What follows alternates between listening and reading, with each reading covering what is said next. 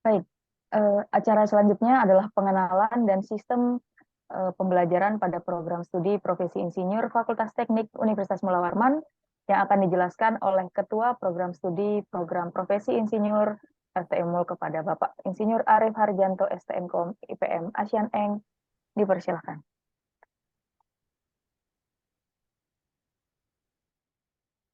Baik, Bu Tantra, suara saya bisa dimonitor? Terdengar, Pak? Nah, baik, terima kasih. Selamat siang, Bapak Ibu semuanya. Assalamualaikum warahmatullahi wabarakatuh.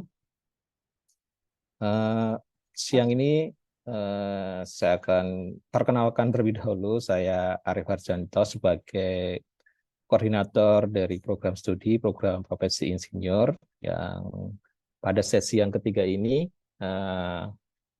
bertugas untuk memberikan pemaparan terkait dengan nanti pengenalan program profesi insinyur sendiri di Fakultas Teknik Universitas Mula Warman dan juga terkait dengan sistem pembelajaran ke satu semester ke depan sehingga nanti kita sampai ke hasil dari program profesi ini sendiri. Baik, terima kasih. Sebelumnya saya ucapkan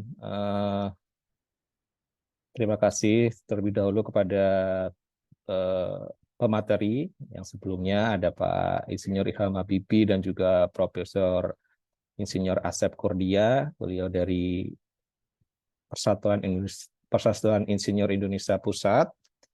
Kemudian Pak Insinyur Asbudin yang tadi mewakili dari Ketua PI Wilayah Kalimantan Timur. Kemudian ada Pak Rio Udaya, Ketua PI Cabang Samarinda, Bapak Dekan Fakultas Teknik, Bapak Ibu Wakil Dekan, kemudian Bapak Ibu Ketua Senat, dan juga anggota Senat, Bapak Ibu dosen majelis penilai di PSBPI Fakultas Teknik, Bapak Ibu jajaran pengurus di lingkungan Fakultas Teknik, dan Bapak Ibu calon mahasiswa program studi program profesi insinyur angkatan yang ke-9 untuk semester ganjil tahun ajaran 2003-2004. Baik, saya akan coba share screen untuk materi yang akan menjadi bahan untuk pemaparan saya di siang hari ini.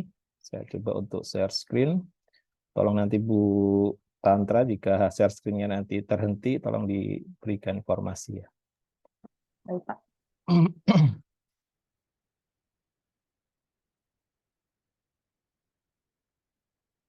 Baik, terlihat ya Bu Tantra ya? Terlihat, Pak? Oke, nanti kalau tidak bergerak tolong diinformasikan. Baik.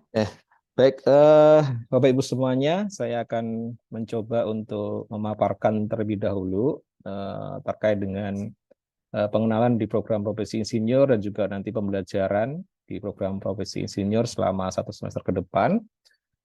Yang pertama adalah terkait dengan outline dahulu ya. Nanti akan saya sampaikan terkait dengan pendahuluan, kemudian nanti program profesi insinyur tersendiri dan juga bagaimana pelaksanaan dari program profesi insinyur di Fakultas Teknik Universitas Mula Warman.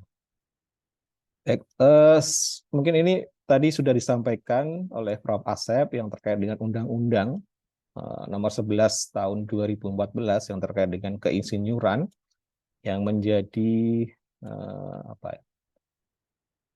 pokok dari berdirinya program profesi itu sendiri. Jadi kalau di sini adalah terkait dengan keinsinyuran adalah merupakan landasan hukum pengembangan keprofesian insinyur di Indonesia dan juga undang-undang di nomor 11 ini juga mengatur terkait dengan kekuatan dalam memberikan perlindungan kepada pengguna profesi insinyur dan juga pemanfaatan keinsinyuran melalui penjaminan kompetensi dan juga mutu kerja dari insinyur itu sendiri. Nah, selain Undang-Undang nomor 11 tahun 2014 terkait insinyuran juga sudah banyak sekali terkait dengan undang-undang profesi di Indonesia. Mungkin contohnya ada di Undang-Undang nomor 18 tentang advokat, terus kemudian Undang-Undang nomor 14 terkait guru dan dosen dan lain-lain. Nah, kemudian turunan dari Undang-Undang Nomor 11 Tahun 2014 terkait dengan keinsinyuran yang pada awalnya dahulu terdapat peraturan Menteri Riset dan Teknologi Pendidikan Tinggi pada nomor 35 tahun 2006. Nah, terkait dengan penyelenggaraan program studi program profesi insinyur.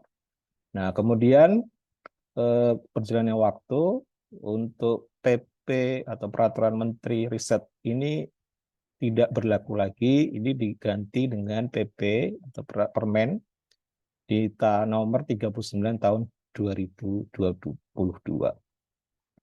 Nah, bagaimana perubahan yang terjadi setelah PP nom 2016 itu berubah menjadi nomor 39 di tahun 2022.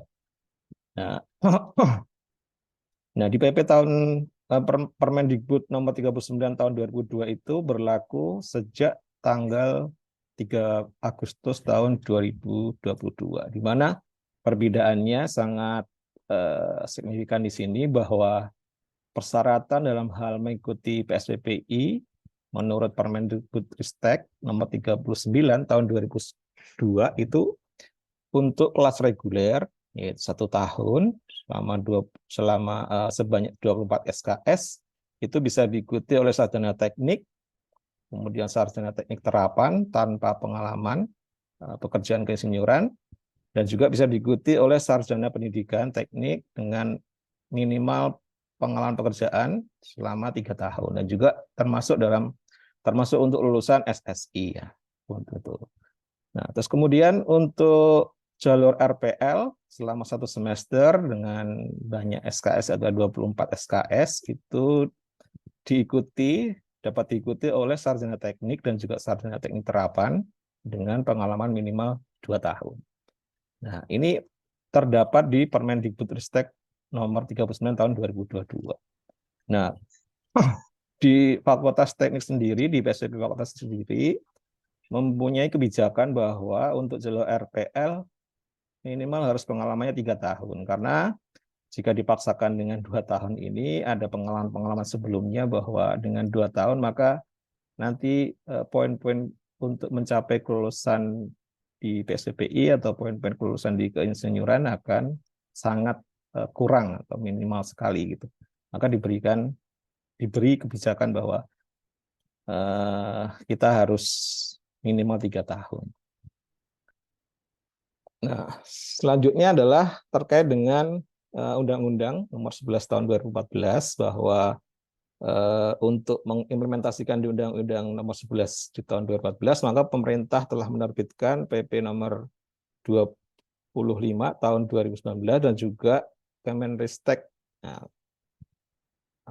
dan juga menerbitkan Permenristek Dikti yang sekarang yang baru, yaitu nomor 39 tahun 2022 tentang penyelenggaraan program profesi insinyur. Di sini mengatur terkait dengan penyelenggaraan program profesi, program studi dan tujuannya, kemudian syarat peserta dan juga cara memperoleh sertifikat insinyur. Ini yang dipakai di program profesi insinyur Fakultas Teknik Unmul.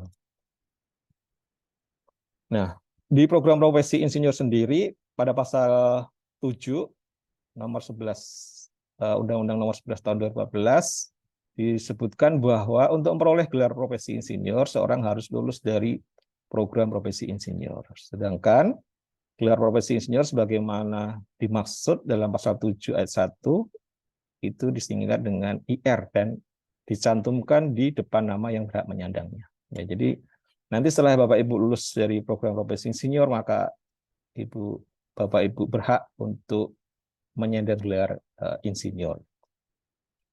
Nah, kemudian di Undang-Undang 11 tahun 2014 pasal 1 ayat 13 itu juga tercantum Persatuan Insinyur Indonesia. Nah, yang selanjutnya disingkat dengan PPI adalah organisasi wadah berhimpun insinyur yang melaksanakan penyelenggaraan keinsinyuran di Indonesia. Nah, dahulu PPI mengeluarkan gelar insinyur Mungkin ini adalah sebuah contoh yang dikeluarkan oleh PII, memberikan gelar insinyur kepada seseorang, namun sekarang tidak berlaku lagi karena ini tidak sesuai dengan undang-undang keinsinyuran. Gitu. Bahwa sekarang yang berhak untuk memberikan gelar atau mengeluarkan gelar insinyur adalah perguruan tinggi. Nah, kalau kita melihat atau kita mencari keyword dari undang-undang keinsinyuran, maka di situ Bapak Ibu bisa membaca terkait dengan perlindungan. Mungkin isinya adalah sebagai berikut, saya rangkum saja.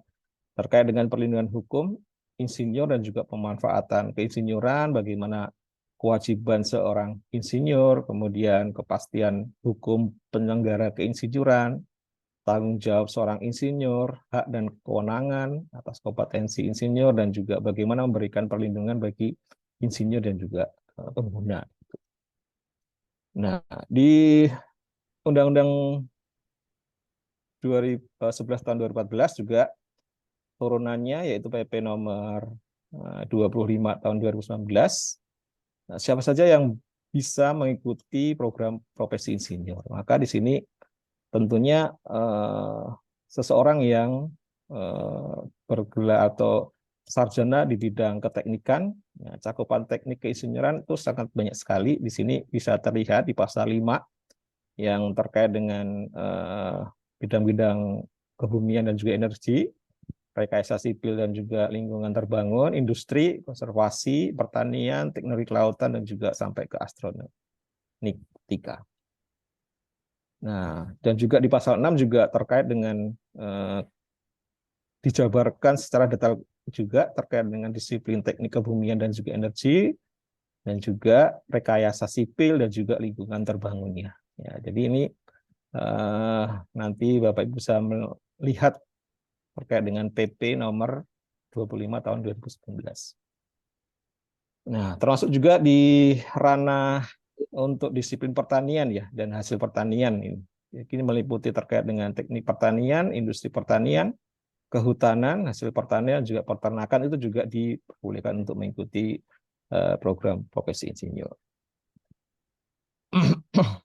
Nah, bagaimana pelaksanaan dalam nanti pembelajaran di program profesi insinyur? Tapi nanti saya akan laporkan dahulu terkait dengan data dari Forum Komunikasi PSDPI di Indonesia bahwa sekarang terdapat 44 universitas yang menyelenggarakan program profesi insinyur. Nah, ini tapi ada beberapa PSDPI yang mendapatkan mandat tapi juga belum melaksanakan atau membuka mahasiswa baru. Ini ada Universitas Islam Malang kalau tidak salah ya. Ini ada UNM, Ugm Mataram, dan juga Patimura. Nah, terus kemudian untuk data lulusan saya ambil dari data terakhir tanggal 7 Juli 2023 ini. Di Unmul sendiri lulusan kita sudah 726 atau 27 ya kalau nggak salah. Ini, nah yang tertinggi adalah lulusan dari UGM, kemudian Unhas dan juga UMI ini. Ini sudah pada ribuan sekali, ribuan ini lulusannya. Nah, data dari Forkom juga menyebutkan jumlah PSPPI di Indonesia ini ada 46. Jumlah PS terakreditasi di BAN PT ini akreditasi A baru 2, akreditasi B ataupun baik sekali ada 19 PSPPI, PPI penyelenggaraan program RPL dan juga reguler, misalnya itu 11 dari 44. Jadi baru 11 perguruan tinggi yang membuka program reguler dari 44 universitas atau PSDPI. Di lulusan PSDPI total di Indonesia baru 19.751. Nah, ini alhamdulillah di PSDPI Unmul sudah terakreditasi B, ya, terus kemudian semester ini juga sudah membuka kelas reguler selain juga kelas RPL. Nah, untuk angkatan ke-9 ini sebenarnya semuanya adalah kelas RPL. Nah, untuk kelas reguler memang belum banyak ada yang berminat untuk mengikuti, jadi ini adalah sebuah PR besar buat kami untuk selalu meningkatkan sosialisasi dan juga promosi ke kalangan praktisi, kemudian juga dinas-dinas terkait. Nah, ini adalah akreditasi PSPPI. Ini baru tahun 2022, Bapak Ibu, terkait dengan akreditasi PSPPI. Alhamdulillah sudah mendapatkan akreditasi B sesuai dengan yang diberikan oleh BAN PT pada tanggal 26 September 2022. Nah, ini sampai September 2027. Nah, kemudian program profesi insinyur atau PSPPI di Fakultas Teknik selalu mengacu kepada panduan penyelenggaraan program profesi insinyur sesuai dengan keputusan Direktur Jenderal Kelembagaan di nomor 1462, yaitu terkait dengan capaian pembelajaran, kemudian syarat staf pengajar ataupun majelis penilai, syarat pendaftaran program profesi, kemudian mata kuliah program profesi itu sendiri, kurikulum, dan juga bagaimana caranya menyelenggarakan metode kelas RPL atau rekognisi pembelajaran lampau. Nah, pada awalnya di PSPPI diberikan mandat oleh Kemenristek terkait dengan pembukaan program profesi insinyur. Terus kemudian di tahun 2019 ini turun SK Menteri Kemenristek Dikti untuk pembukaan PSPPI di Unmul. Terus kemudian di universitas sendiri, rektor mengeluarkan SK untuk dosen tetap di PSPPI. Jadi sekarang sebenarnya mempunyai 17 dosen sebagai yang bertugas sebagai majelis penilai di PSPPI. Nah, ini adalah sebenarnya kurikulum dari PSPPI sendiri. Nah, PSPPI sendiri sebenarnya aslinya adalah 2 semester. Jadi karena ada metode rekonstruksi pembelajaran lampau, makanya di sini sebenarnya nanti tugas Bapak Ibu adalah mengisi dokumen rekonstruksi pembelajaran lampau, dan kemudian tugas PPI adalah mengkonversi isian dari dokumen RPL tersebut menjadi nilai-nilai di 6 mata kuliah yang terdapat di slide ini. Ya, sebanyak 24 SKS. Jadi ini sebenarnya adalah mata kuliah yang memang harus diikuti untuk program profesi insinyur. Ada kode etik, profesionalisme, K3, kemudian praktek insinyuran, studi kasus, seminar, workshop, dan juga diskusi. Nah, PSPPI Fakultas Teknik sendiri mempunyai 17 orang sebagai majelis penilai yang tugasnya nanti adalah menilai dokumen rekonstruksi pembelajaran lampau Bapak Ibu semuanya, ya, dari bidang teknik sipil, industri, kimia, tambang, kemudian elektro, informatika, lingkungan, geologi, dan juga arsitek. Nah, sesuai dengan permen yang baru, ya Bapak Ibu, jadi PSPPI itulah menerapkan untuk siapa-siapa saja yang berhak untuk mendaftar atau syarat untuk pendaftaran di PSPPI. Ini seperti ini. Untuk kelas RPL, maka yang boleh mendaftar adalah lulusan sarjana teknik atau bidang teknik yang punya minimal pekerjaan keteknikan selama 3 tahun, ya, dan juga STTR minimal pekerjaan harus minimal 3 tahun. Nah, selanjutnya Bapak Ibu semuanya, ini adalah agenda kita atau pembelajaran atau kalender akademik di PSPPI, karena ini memang tidak sesuai dengan kalender akademik di Universitas Muhammad. Jadi kalau PPI ini tergolong program studi yang unik, ya, jadi pembelajarannya tidak menganut di kalender Unmul, tapi harus disesuaikan dalam satu semester di semester ganjil ini. Nah, untuk agenda selanjutnya nanti tanggal 9 sampai dengan 17 Oktober nanti Bapak Ibu diwajibkan untuk membayar UKT dan juga nanti pengisian KRS di SIA Unmul. Kemudian tanggal 9 sampai dengan 31 Desember itu adalah masa pengisian dokumen RPL pada aplikasi e-room. Dan juga wajib telah waktu untuk membuatan tugas akhir terkait dengan praktek keinsinyuran. Nah, kemudian tanggal 2 sampai tanggal 20 Januari itu adalah presentasi kerja insinyur, nanti dilakukan secara online ataupun offline. Kemudian penilaian dokumen RPL oleh Majelis Penilaian di PSPPI itu tanggal 2 sampai dengan tanggal 16 Januari. Maka kami di deadline untuk pengumuman kelulusan itu tanggal ya sekitar tanggal 23 Januari, dan Bapak Ibu nanti bisa agar nanti bisa mengikuti Sumpah Insinyur dan juga wisuda di bulan Maret 2024. Mohon maaf, ini sebenarnya Januari 2024 ya Bapak Ibu ya. Mungkin salah tulis ini dari saya. Jadi targetnya adalah Bapak Ibu lulus di akhir Januari 2024. Jadi insya Allah nanti tahun baru dengan menggunakan gelar baru ya Bapak Ibu ya. Begitu. Nah, selanjutnya adalah terkait dengan biaya studi nih Bapak Ibu. Nah, biaya pendaftaran itu sudah Bapak Ibu bayar ya sesuai dengan sistem di PMB.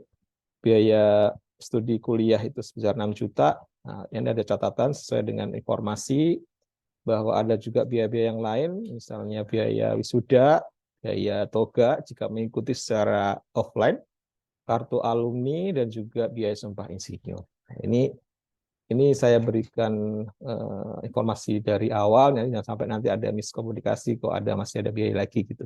Nah, ini sebenarnya di brosur atau di web juga sudah tercatat gitu, sudah diinformasikan. Nah, selanjutnya adalah selama pembelajaran ini adalah beberapa kewajiban mahasiswa PSCPI. Jadi Bapak Ibu diharapkan untuk mengikuti kuliah perdana ini, kemudian nanti ada kuliah-kuliah umum yang disediakan oleh PSCPI, terutama kuliah terkait dengan pengisian dokumen RPL, kemudian kuliah pengisian dokumen simponi untuk pengajuan SIP dan lain sebagainya. Nah, selanjutnya adalah yang terkait dengan masa pengisian dokumen RPL untuk mahasiswa di aplikasi iRoom dan juga masa pembuatan tugas akhir itu jika saya hitung sekitar antara 76 hari ini waktunya gitu. Dan diharapkan Bapak Ibu juga selalu bimbingan dengan dosen pembimbing yang nanti ditunjuk oleh Prodi PSPPI. Nanti kami share daftar, kemudian nanti mahasiswa akan dibimbing oleh siapa itu nanti akan kami share. Nah, kemudian mahasiswa juga wajib untuk melaksanakan presentasi kerja insinyur sesuai dengan topik yang diambil di tugas akhir praktek keinsinyuran. Nah, kemudian nanti kalau sudah dilakukan masa penilaian, mahasiswa atau lulusan juga wajib untuk mengikuti sumpah profesi insinyur dan juga wisuda. Nah, selain itu juga mengumpulkan laporan tugas akhir dan juga dokumen RPL yang telah disetujui oleh pembimbing.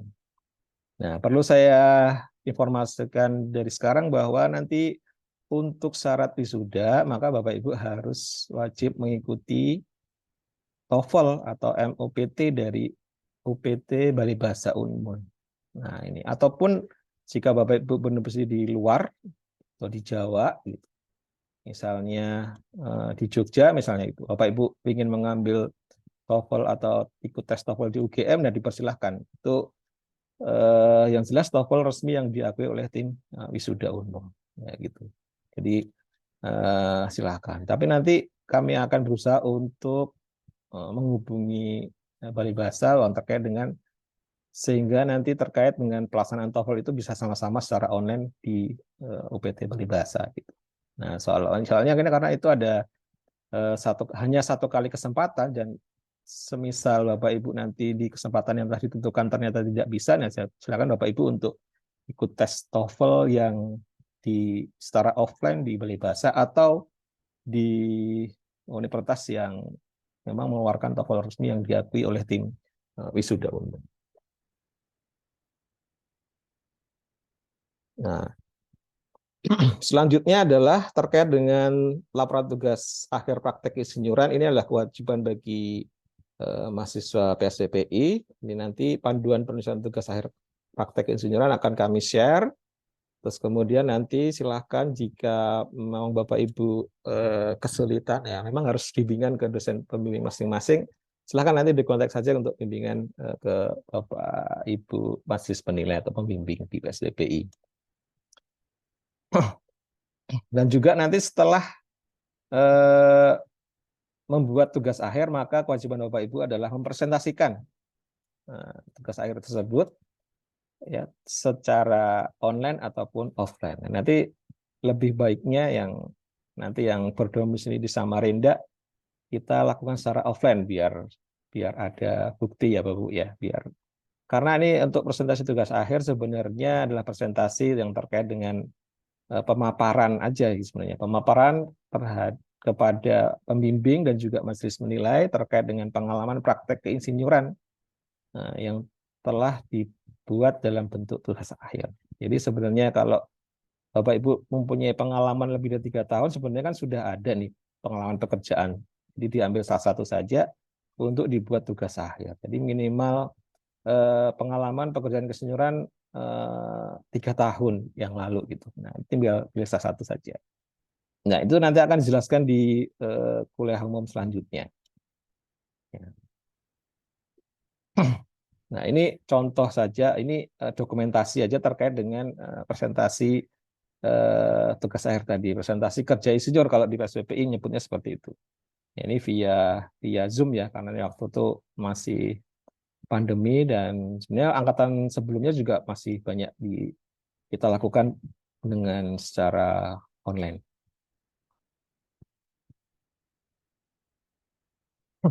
Nah, selanjutnya adalah karena ini semuanya adalah mahasiswa PSBPI untuk pembelajaran metode pembelajaran RPL, maka sebenarnya metode RPL itu seperti apa? Jadi di sini saya sebutkan bahwa metode pembelajaran yang saat ini atau nanti kita lakukan 1 semester ke depan itu merupakan pembelajaran yang sebagai pengakuan pengalaman kerja di bidang keinsinyuran bagi mahasiswa PSBPI. Yang kemudian nanti akan dikonversi menjadi nilai mata kuliah. Jadi ada 6 mata kuliah tadi, nanti tugas di PSBPI adalah mengkonversi menjadi 6 mata kuliah. Gitu.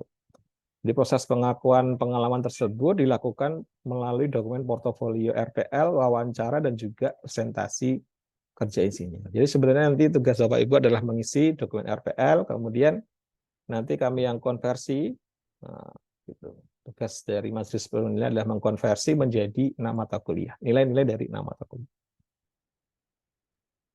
Nah, selanjutnya adalah terkait dengan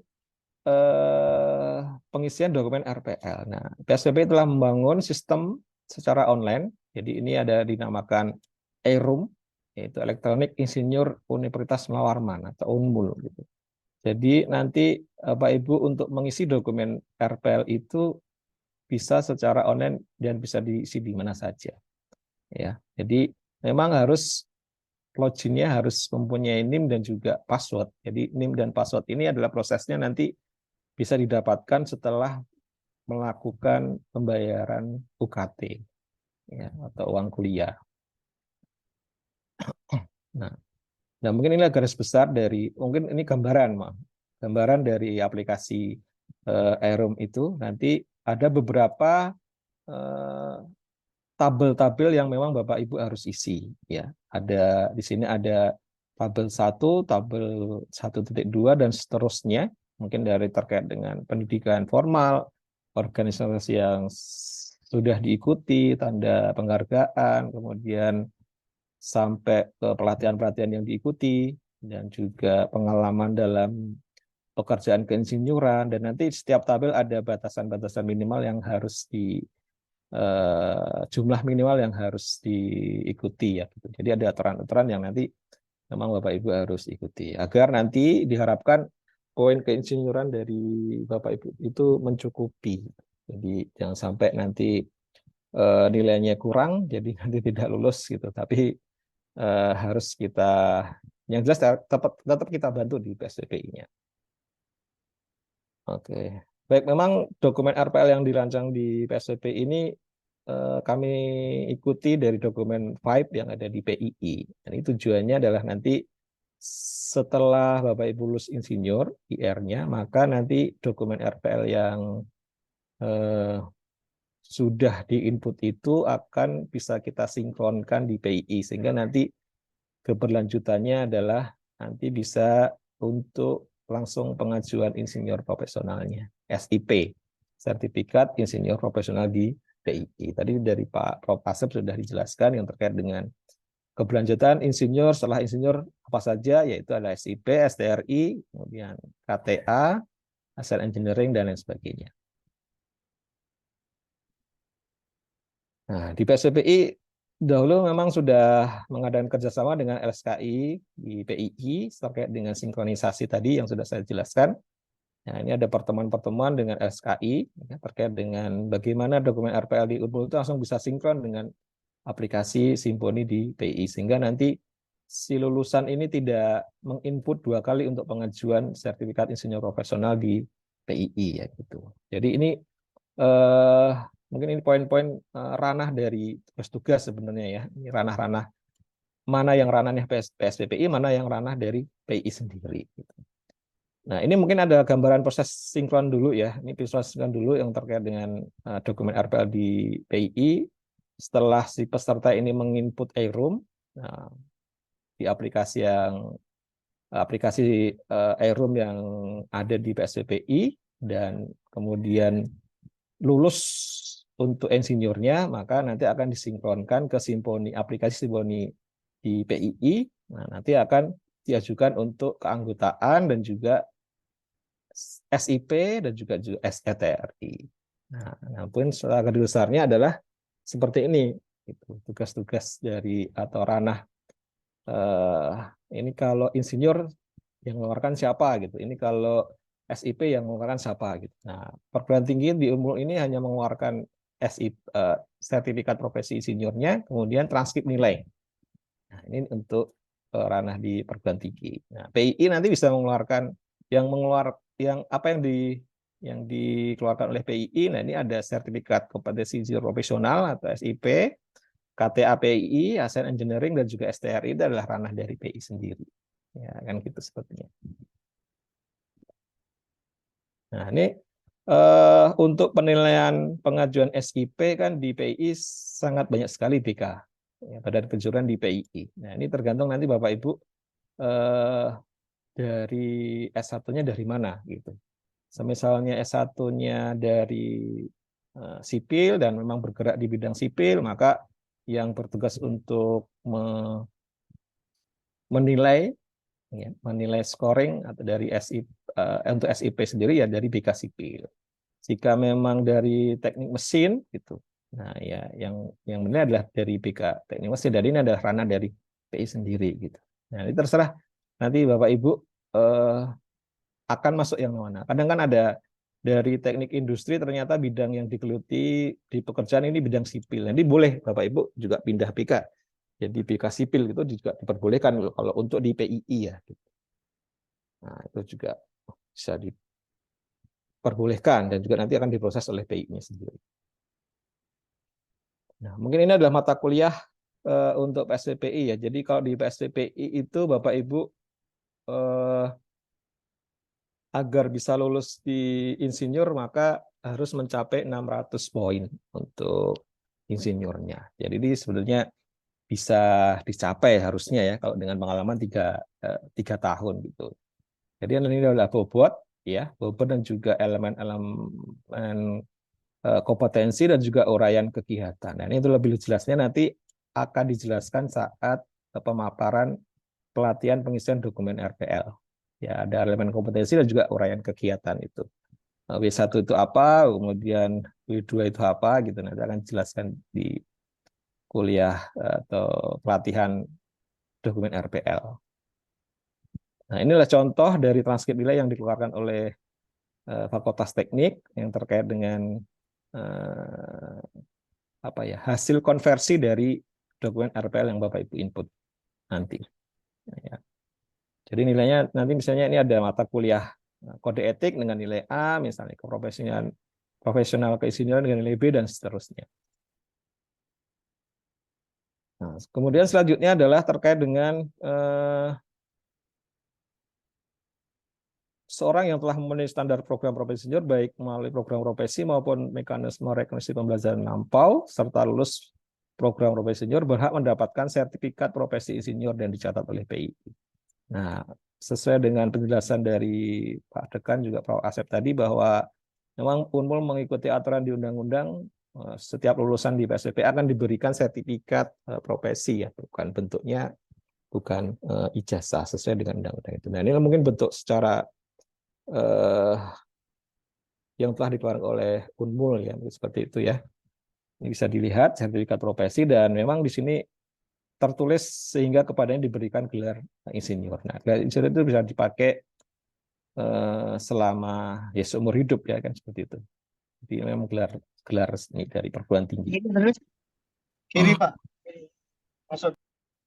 Baik, untuk kasusnya Pak Asbrin tadi yang memang gelar insinyur kok tidak diakui oleh BKN dan juga BKD. Nah, ini kemarin ada juga pengalaman dari lulusan PSPPI, itu kebetulan Kepala Dinas DLH Provinsi Kalimantan Timur juga ditolak gelar insinyurnya itu ke BKD dan juga BKN. Nah, maka kemarin kami mengeluarkan atau rektor mengeluarkan surat keterangan yang mungkin intinya adalah menjelaskan bahwa insinyur dan sertifikat profesi adalah dokumen negara yang diterbitkan perguruan tinggi sebagai pengakuan untuk lulusan seseorang dalam jenjang pendidikan dan profesi tertentu. Nah, alhamdulillah dengan surat yang keterangan yang tentang rektor ini gelar insinyur itu diakui di BKN dan juga BKD. Nanti kami akan share kalau misalnya Bapak Ibu membutuhkan bisa disertakan saat penambahan gelar di BKN dan juga di BKD gitu. Oke. Baik, selain itu juga lulusan PSPPI akan juga tercatat dalam pangkalan data dikti. Nah, ini juga penting buat Bapak Ibu semuanya untuk penyesuaian gelar. Jadi seperti lulusan-lulusan S1, S2, dan 3, maka di profesi juga ini juga tercatat di pangkalan data dikti. Nah, selanjutnya adalah terkait dengan poin-poin kelulusan. Gitu. Ya. Untuk poin kelulusan insinyur sendiri harus poinnya adalah lebih dari 600. Itu setara dengan IPP kalau di PII. Jadi insinyur itu setara dengan IPP di PII yang harus mencapai, poinnya harus mencapai lebih besar sama dengan 600. Nah, untuk mencapai IPM harus lebih besar sama dengan 3.000 dan untuk mencapai IPU lebih besar dari 6.000. Nah, IPP, IPM, IPU itu ranah dari PII sendiri. Jadi ini bukan ranah di perguruan tinggi, tapi ini adalah ranah di PII. Nah, ranah perguruan tinggi itu di insinyurnya saja. Nah, ini mungkin bentuk dari SIP yang dikeluarkan oleh PII ya. Ini untuk IPM. Nanti Bapak Ibu bisa mendapatkan setelah nanti kita lakukan sinkron dokumen RPL-nya dari Erum ke Simponi. Nah, kemudian ini adalah surat tanda registrasi insinyur yang dikeluarkan oleh PII. Dan juga nanti bisa berlanjut, Anda Bapak Ibu semuanya bisa mengajukan untuk ASEAN Engineering dan juga APEC Engineering. Itu juga ranah dari PII sendiri. Jadi nanti kita mendaftar di PII. Nah, baik, ini adalah profil yang sudah disampaikan oleh Pak Dekan tadi terkait dengan angkatan ke-9. Jadi ada 87 orang, ada dari kalangan PNS, dosen, dan juga praktisi dan swasta. Dan ini adalah bidang-bidang S1 pendaftar mahasiswa baru di angkatan angkatan 9 ya gitu. Dari terbanyak teknik sipil ini, ada pertanian ada 1, kemudian pertambangan juga ada teknik mesin, kimia, kelautan, informatikanya 1, industri, geologi, perkapalan dan juga elektro. Nah, ini lebih banyak sipil ya. Dari dulu juga lebih banyak sipil ini pendaftar di PSBPI ini. Oke. Baik, ini adalah laporan untuk total lulusan. Sekarang dari angkatan 1 sampai dengan angkatan 8 ada 726 orang. Jadi ini adalah jumlah lulusan per angkatan. Kita pernah mencapai 160 orang setiap di angkatan pertama, tapi kemudian rentang 60 sampai 80 sekarang jumlah mahasiswa per angkatan. Mungkin ini adalah laporan saja terkait dengan keseluruhan untuk lulusan di PSDPI ya. Nah, selanjutnya ini hanya sekedar dokumentasi ya. Jadi PSDPI sudah melakukan asesmen lapangan akreditasi PSDPI, kemudian ini adalah dokumentasi terkait dengan sosialisasi di PSDPI dan juga studi banding ya dengan PSDPI lain di UMI, kemudian di UGM, Unhas dan lain sebagainya. Terus setiap semester juga melakukan evaluasi dan juga pelatihan-pelatihan untuk penilaian dokumen RPL bagi mahasiswa penilai. Nah, ini beberapa kunjungan di tahap dulu untuk sosialisasi di Kementerian di PUPR Kalimantan Utara, ya. Terus kemudian di PUPR Provinsi Kalimantan Timur, kemudian di Mataram dan seterusnya. Nah, ini di LH, ya.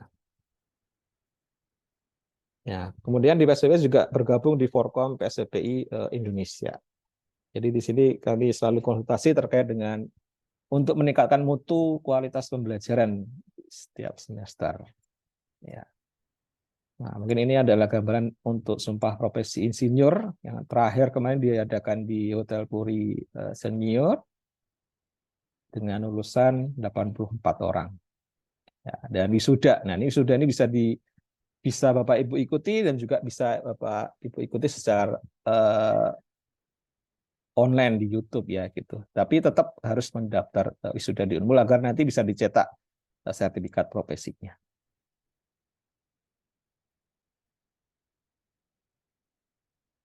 Baik, mungkin itu saja pemaparan dari saya. Jika ada Bapak Ibu yang ingin bertanya atau kita bisa diskusi terkait dengan pembelajaran ke depan, atau nanti sebenarnya kita masih bertemu di pertemuan-pertemuan selanjutnya Bapak Ibu, jadi kita bisa diskusi bersama. Baik, Bu Tanta, terima kasih untuk pemaparannya. Baik, terima kasih Pak Arief. Mungkin Bapak Ibu jika ada yang ingin ditanyakan bisa langsung ditanyakan.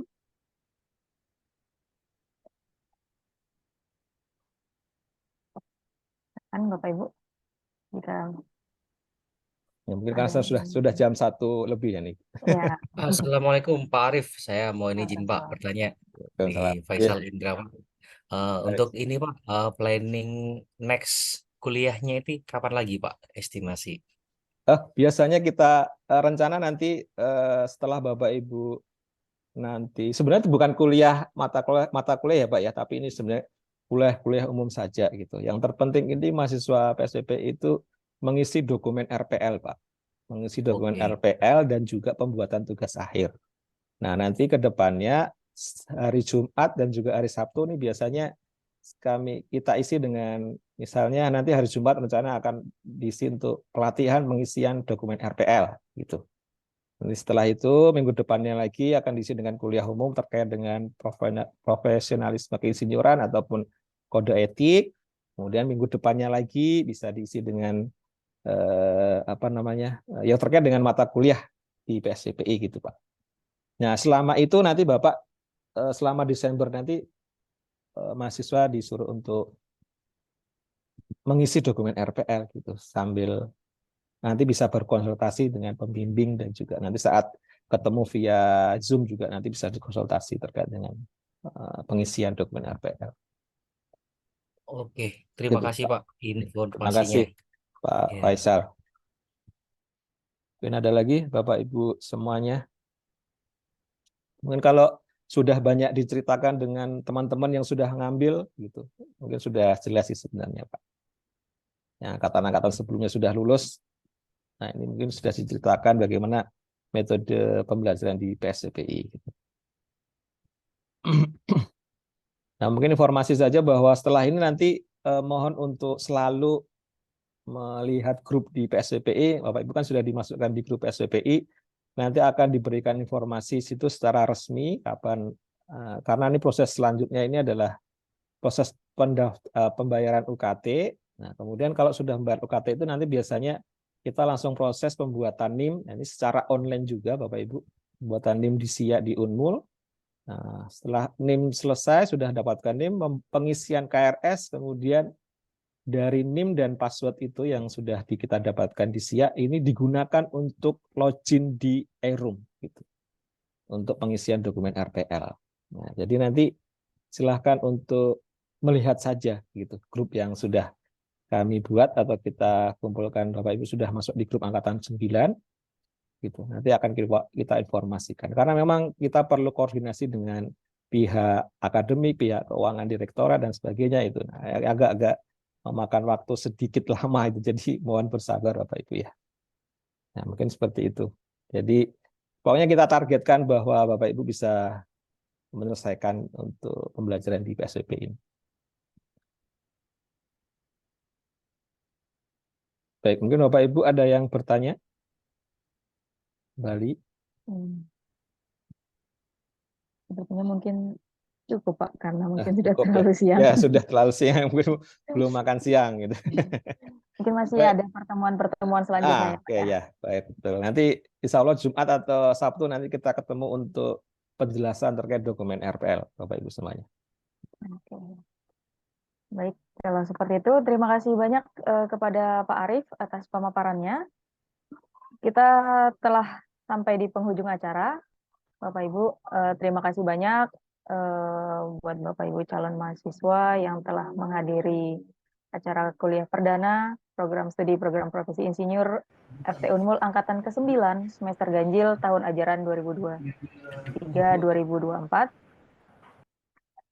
Saya selaku MC memohon maaf apabila terdapat banyak perkataan yang kurang berkenan, dan tidak lupa kami dari pihak panitia mengucapkan terima kasih banyak kepada narasumber, Bapak Ibu Majelis Penilai, serta Bapak Ibu mahasiswa PSPPI yang telah hadir dan mengikuti kegiatan hari ini sampai dengan selesai.